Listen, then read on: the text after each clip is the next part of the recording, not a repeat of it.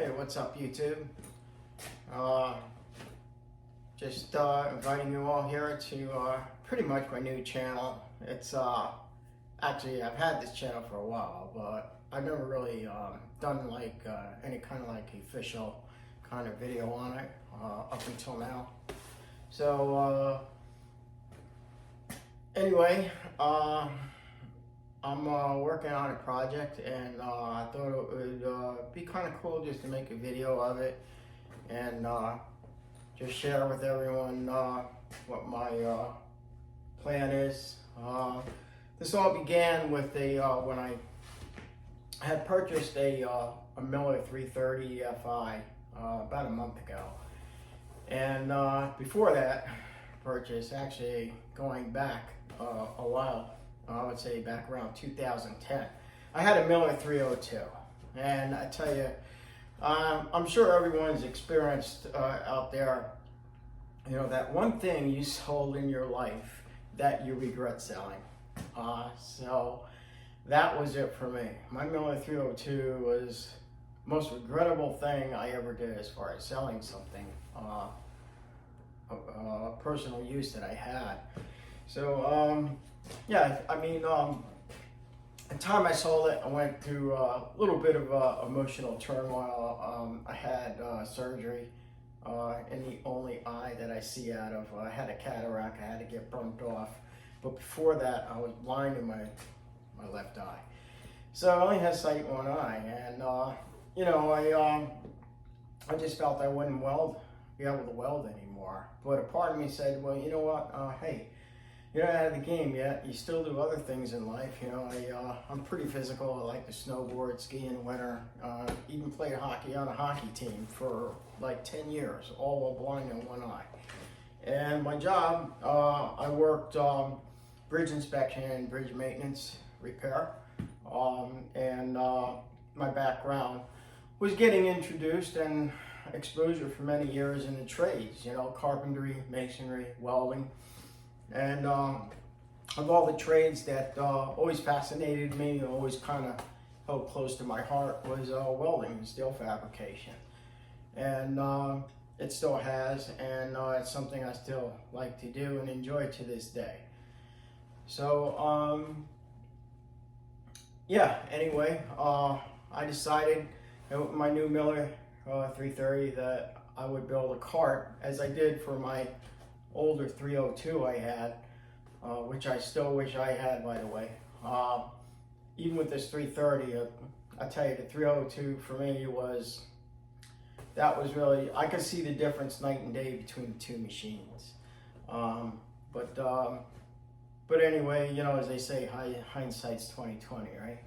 So anyway, with that, I decided I was going to build a new cart for this, as I did with my 302, and you know, and just kind of invite everyone on the journey as I go along building it. Now, this is really no, it's not something that's really advanced. You know, anyone could really build a cart for their machine if they really wanted to or desired. It's not that complicated. But I thought even for people, entry-level beginners that want to fabricate or do something, just to give them an idea that you can do it, you know, you just need the mindset that you made the decision and that's what you're going to do, that's what you're going to follow through, and build something for yourself. So I hope what I do is educational and fits the bill for the viewers. There are those of you that I'm sure are very well versed in steel fabrication welders. I have no doubt some people will be checking out this video, or my future videos, I should say, you know, with welding. And I know there's a lot of really damn good professionals out there. So, you know, those of you who come on my channel and see my work and want to comment, please, I'm always open for suggestions. I'm not closed-minded. I'm a very open-minded individual. At least I try to be, as much as possible. And look forward to those comments. Of course, I appreciate some positive input along with the negative. I mean, who doesn't mind that? And, the respect of, the material that I put out, what I do, be greatly appreciated. So with that said, just getting back to this kart design here. It's going to be very basic. I'm using simple equipment. I'm using weapons of mass destruction for this project to be. I have a a Lincoln, I misspoke, Power MIG. The Lincoln gods are coming at me. I have a Lincoln Power MIG 250 MIG setup. This setup here I had bought, I would say around 2004. And I tell you, I am just totally appalled at the prices today of machines. I almost sold this shortly after I sold my Miller 302. And part of me said, you know what, you might want to hang on to that because you never know. You already sold one expensive machine. You're kind of going through a lot right now. You might want to hold off on that. And I'm glad I really listened to myself, because when I just looked up what this machine is worth right now, I was like, holy crap, I'm worth gold here. I probably picked this up, I think it was around 2004. I paid about maybe, I would say just slightly, probably under $3,000. Well, I almost fell off my couch when I looked one up not too long ago, only about that. They're going for about $6,500, $6,700, depending on where you're shopping. So I was like, wow. So I was glad I really held on to that. So it's a great machine. I have dual tanks on the back of it. I have C25 mix, and I have pure argon for aluminum. This machine, I do have capability of welding aluminum. I wanted to set it like that, so I have a spool gun with it. And what's nice is if I'm welding steel or something, and then if whatever strange reason out of the blue something comes up, hey, I got to go from steel to aluminum, I can put my MIG gun back in its saddle, pick up the gun for aluminum, my spool gun, and as soon as I hit that trigger, it automatically switches over. So it switches over from power coming from my MIG gun to the spool gun on my aluminum, which is a really nice option. It has a quick drive, quick roll drives change out, so I can swap the drives out real easy. I just turn the knob, take the rollers off, switch them, put them back on. That's when I'm changing up from 30 thousandths wire up to 35 thousandths, vice versa. So it's a really nice system. The only thing it doesn't switch over, well, it will switch the gas over automatically, providing, of course, I have the tank turned on. So that's a really nice system. I like all the conveniences of this machine. And I think in particular, that's probably why I didn't want to sell it, because I knew it would be hard for me in the future to replace it had I done that. My other weapon of mass destruction for this project is going to be an Evolution saw, which I'll be doing a video on. I'll be following that up. I don't know if I can get the camera here to kind of get a view of that. Let me see. And my camera's falling off over here.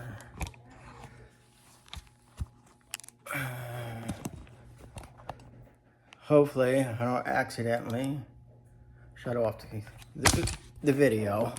This is not working out good. Well, let me do it this way. Here, I'll just come over. Sorry about that.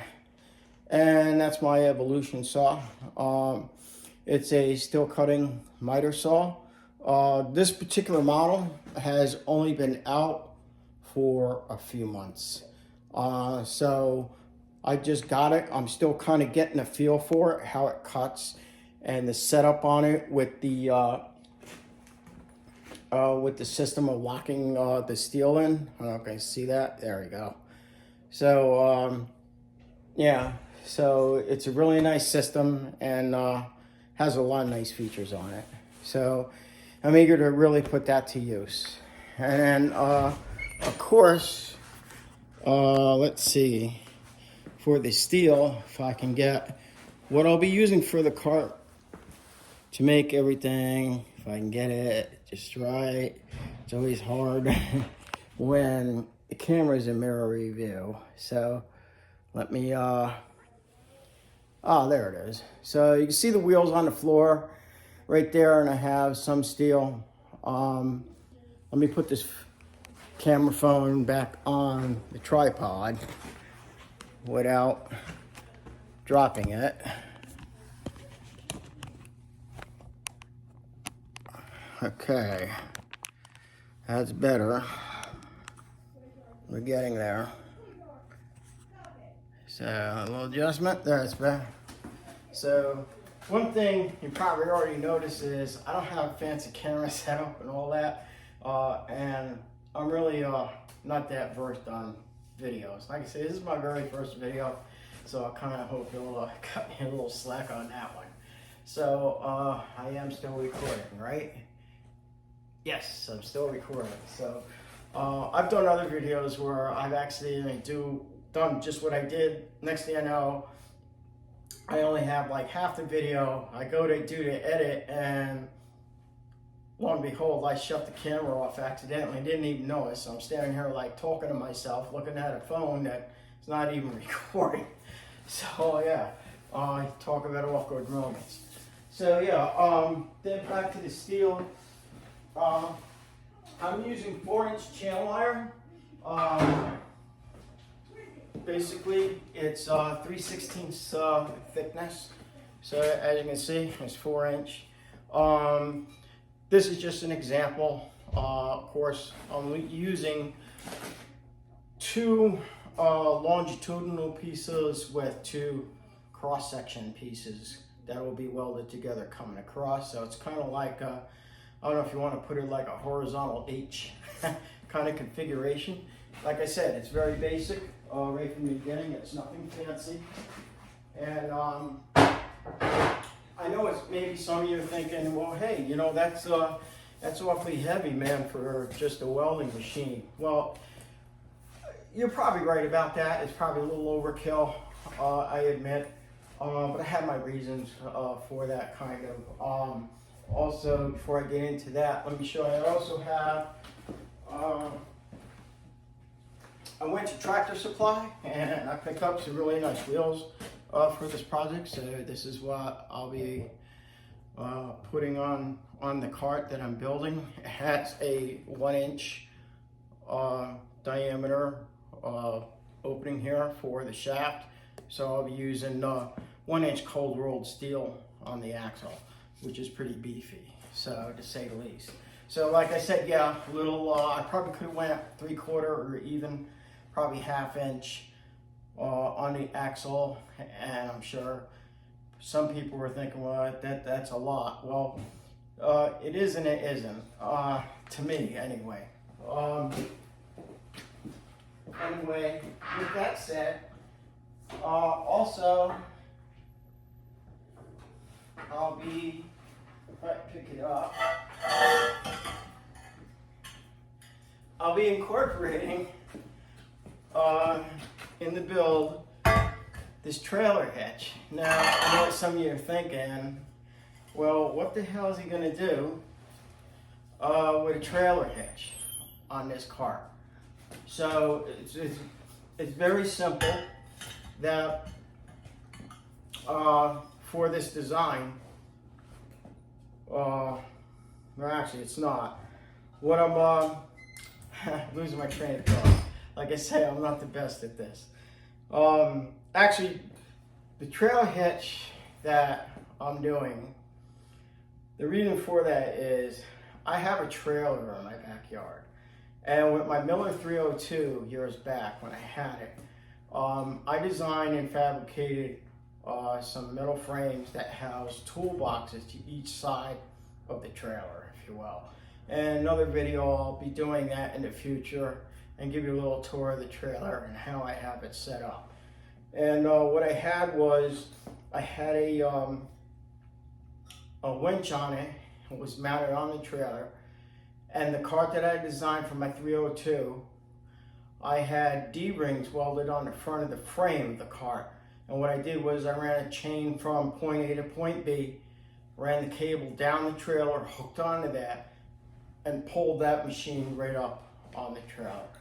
And the reason being for that was, well, the trailer that I have is like a landscape trailer and doesn't hold a lot of weight. It has about, I think, a 2,000 pound max payload capacity. So with that in mind, at the time, the Miller machine I had was about 600 pounds and change. Now, 125 pounds of me trying to push a 600 pound machine up that ramp of a landscape trailer is not happening. So I was like, you know what? I need a little assistance with this. So that's the idea I came up with. I like the cart idea for the mere reason that, well, I can free up my trailer. I don't always have to have the welding machine on my trailer. What I can do is just simply take the machine off when I am not doing anything with it. And if I don't have any kind of work out in the field to do, I'd rather my equipment be inside and not constantly out in the weather. And I get it. You know, some people say, well, you know, they sit on mechanic trucks and service trucks, and you know what? You're right. I've seen that. Very impressive. And the machines do take a beating, even weather-wise. You sit out there. I've seen guys start them in sub-zero temperatures, all kinds of stuff. And yeah, that's cool. But anyway, with that thought, it's kind of like, well, you know, let me put it to you in these terms. My father always told me, take care of everything you have because you work hard for it, so don't treat it like crap. And if you take care of it, it's going to last you a long time. So that philosophy has always stayed with me throughout my whole life. Thank you, Dad. And, you know, so I like the fact that I can take the machine off the trailer, store it in my garage. If I get a job where I want to do some welding out in the field or a job for someone and get some side money or something like that, have that option. I can get it up on the trailer without getting myself a hernia and or getting hurt, and lock the trailer down and take right on off, and everything's ready to go. So that's my reason for basically having a cart. I like it because it also frees up my trailer if I want to like do a Home Depot run. I need to get other supplies for my home. I need lumber. I need, you know, bags of cement. I don't know, anything. You know, whatever I need the trailer for. It leaves an open trailer. I can still use my trailer and go about my way with it. Or, like I said, when a job comes up and I need to load up my welder, I can do that and pull it right up on the trailer, check all my tools and my boxes, everything's good to go, and take right on off. I usually try to do that. If I do that, I like to do it usually the night before, have everything hooked up, so all I gotta do is get up early that morning and take right on off. I do all of my prep the night before a job that I know I'm gonna do, and I'm ready to rock and roll. So yeah, so that's my idea. So this hitch, anyway, is what I'm going to be doing and getting it incorporated into the frame. So that I'll be doing, and you'll see how I do that as I go along with my next video in the future. As like I say, I want to video this whole process of how I'm going to do this, how I'm going to build it, and just so as I go along, you'll understand the reasons why beforehand, before I get to those videos. So anyway, with that said, trying to think what else I made of this.